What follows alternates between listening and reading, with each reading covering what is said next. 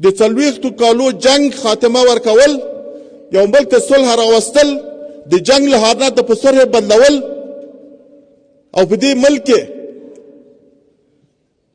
یو اسلامی نظام، یو ډاډه نظام، یو عدالتي نظام قائمول د آسانه وظیفه نه ده.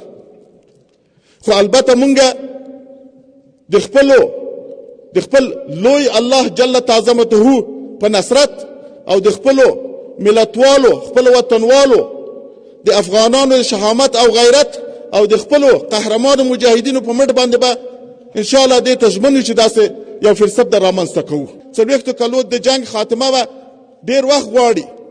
د دې وطن آبادول، په دې وطن کې صلح راوستل، په دې وطن کې عدالت قائمول، کار اهل کار ته سپارل، دا به وخت غواړي. خو د هغه وخت کېدلی شي چې مونږ له حوصلې نه کار واخلو او یو بل ته لاسونه سره ورکړو. د وحدت کې د وحدت روحیه ژوندۍ ده.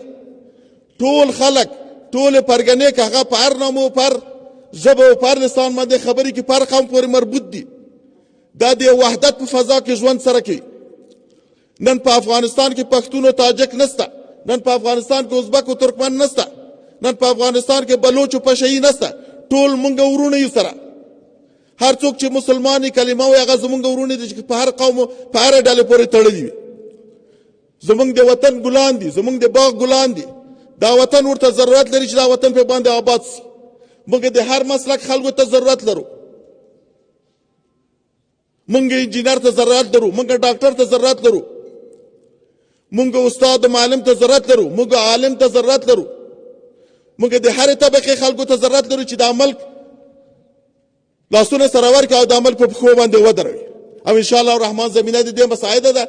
اسلامي امارت دې ته ژمن دی چې په دې عرصه کې خپل کار مخ ته بوځي او داسې یو فضا رامنځته کړي.